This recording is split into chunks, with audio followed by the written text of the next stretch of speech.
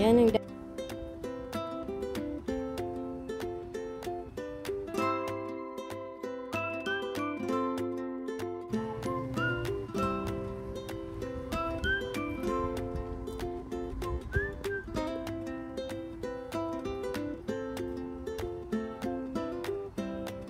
Ayan, good morning guys. Today is Saturday. Yung oras na 11 AM na. So ito yung update sa aming garden. Kunti na lang yung sitaw. So sinisimot na lang siya. Yan si George, so ina-harvest niya. Wala na halos siya masyadong bunga. Pero meron pa naman. Haba pa siya.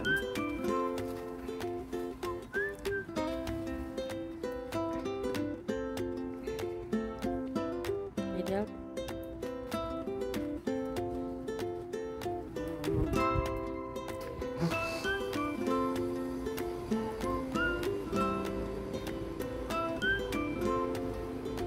Seryoso tong para harvest pa.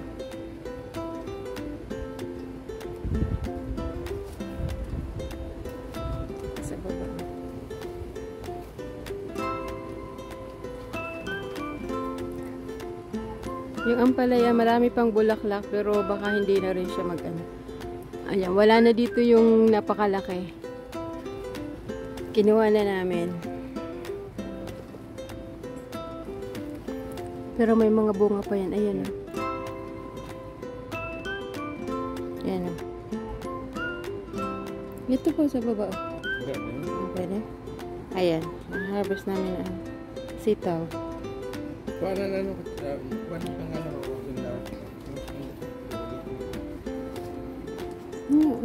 magtubulag pa ako. At least mga kanina.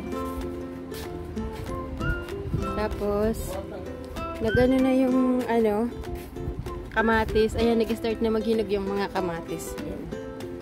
Ang ganda ng pagkahinog niya. Orange na orange. So, marami siyang ano.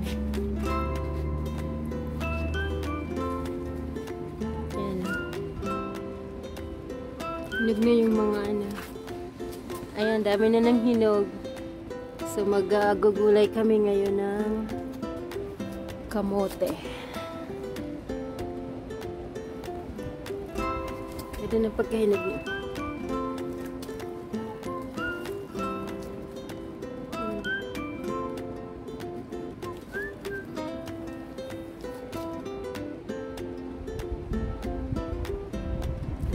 Yung mga ampalaya, meron pa rin siya.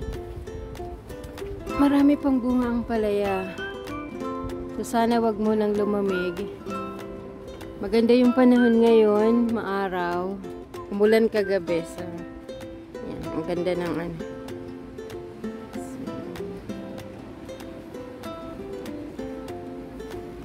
So, yan yung okra. Gagawin na yung seeds. Ito paanuhin itong isa na to. Para merong ano, pang tanim ulit next year. Cherry tomatoes, ang dami pa rin ano, bunga. Ang dami ko na namang harvestin. Ayan. Ang dami na naman siyang hinog. Ayan. Ayan, daming anhinog sa mga ilalim.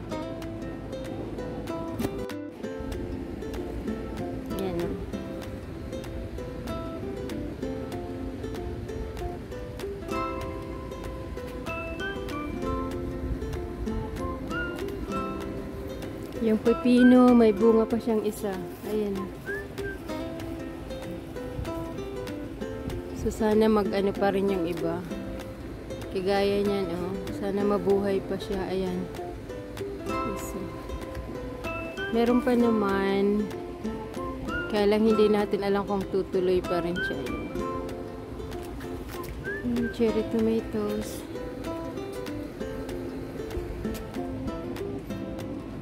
Yan lang, patapos na yung garden ng ano. Kasi medyo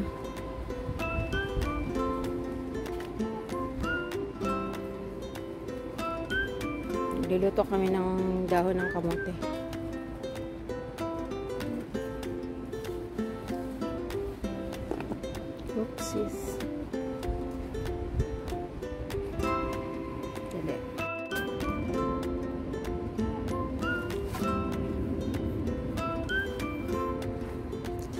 Yan ang dahon ng kamote. Fresh na fresh.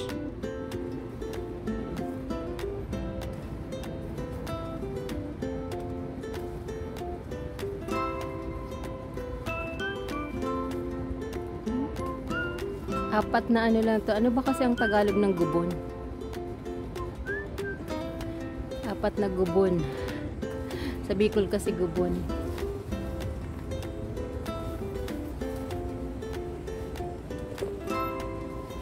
Dahon ng kamote. Green na green.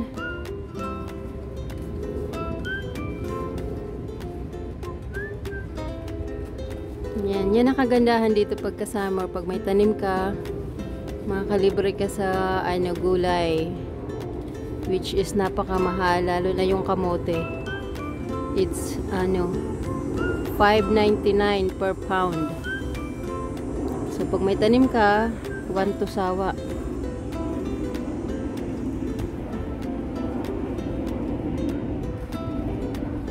Tapos may libre tayong kamatis.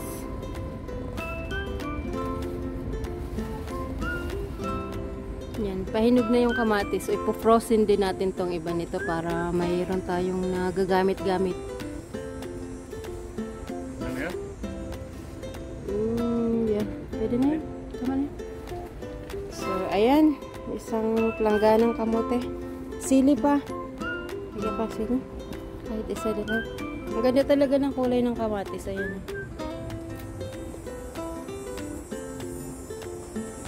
So, ayun guys, ito lang yung update ng aming garden. Patapos na siya. So, kasi medyo palamig na ngayon, mabilis ng umaraw. Umaano yung gabi. Tapos, pag umaga, alas 6 na, madilim pa rin. So, ito yung ating ampalaya. Meron pa rin konting okra. Ayan, sitaw, talagang inuubos na lang to.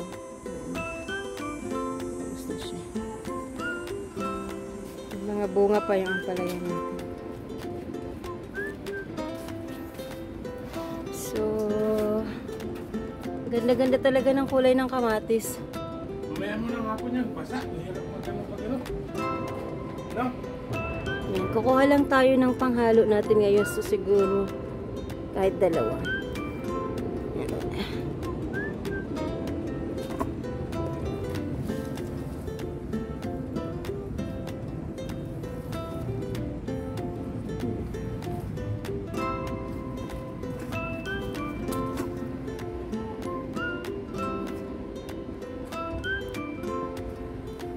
Dalawa lang muna, umaya na natin kunin yung iba.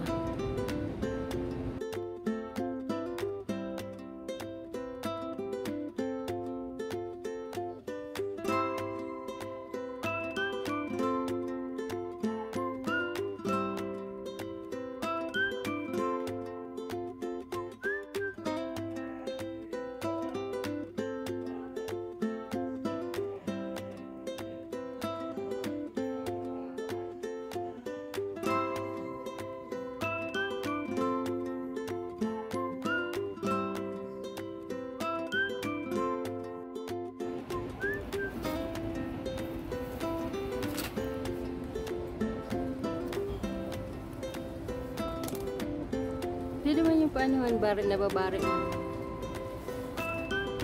Hello guys, harvest time for tomatoes. Yung mga hinog na. Yan, medyo madami na siya.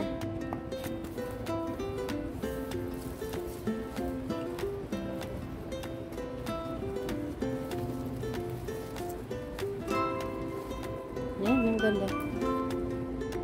Kunin natin. Tulong tayo. Ala. Ah.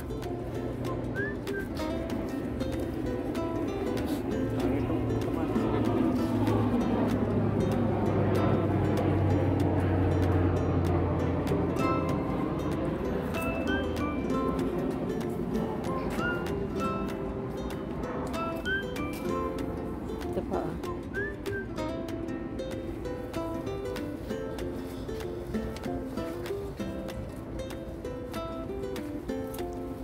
Ang lalaki. Ang lalaki niya, hindi mo pwedeng hawakan ng dalawa.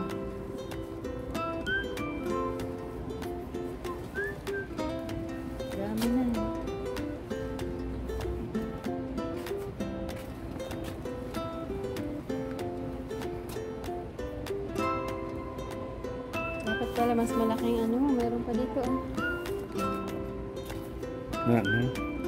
May sayo pa doon. Hindi ko makuha, hindi ko makaputan.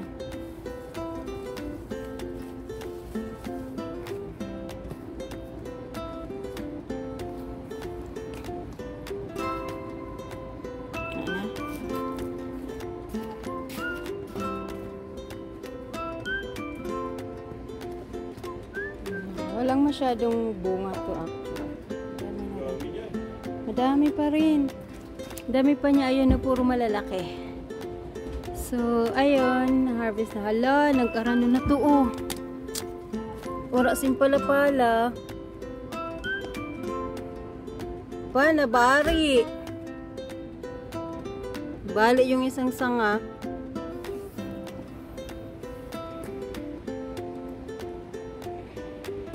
Ayun guys, yun lang. Ayan, harvestin na rin natin yung ano, yung cherry tomatoes. Ayan, ang dami. Sayang.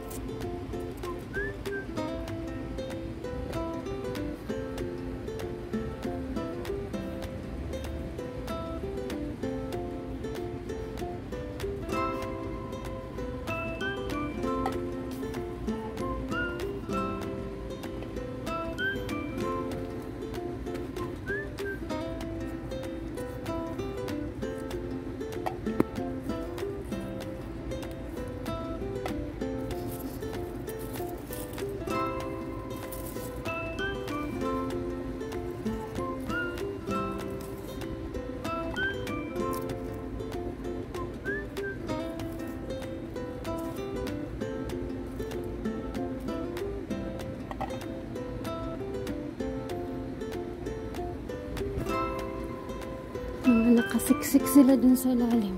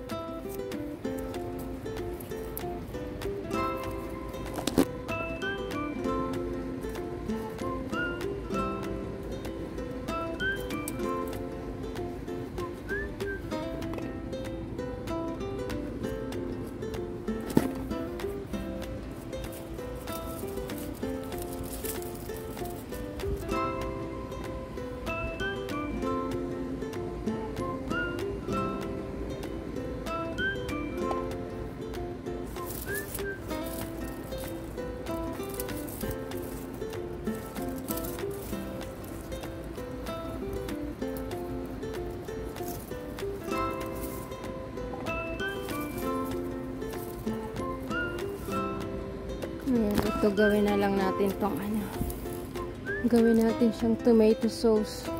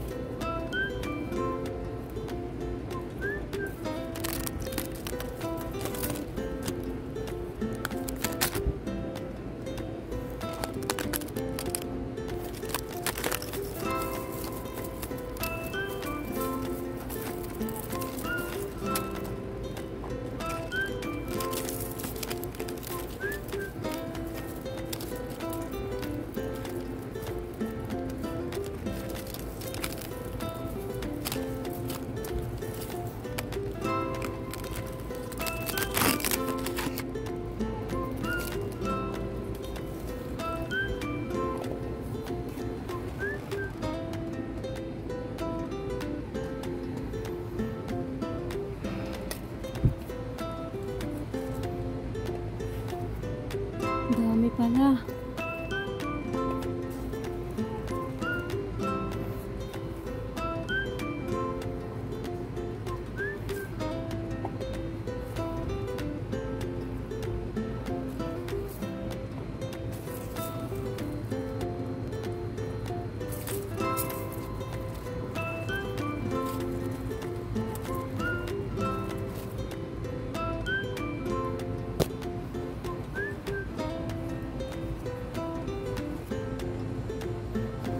Yung iba, medyo malalaki-laki. Kagaya yan.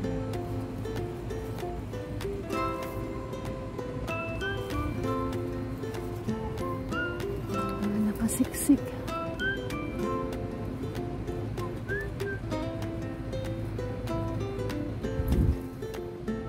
Yung iba, medyo malaki siya.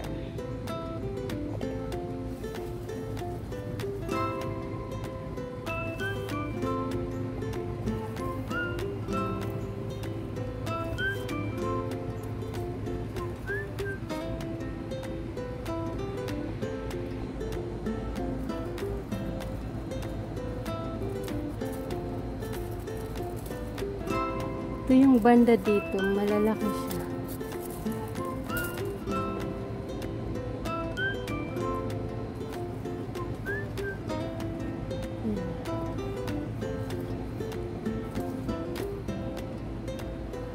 Hindi ko siya na-harvest, dapat kahapon pa ito.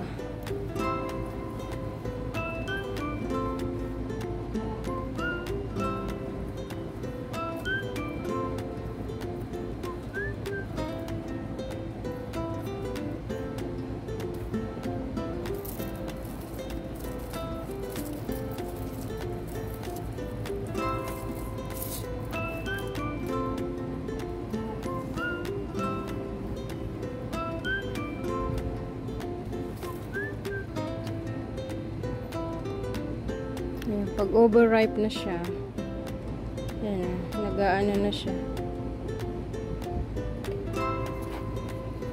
Anyways, sige, tapusin ko to.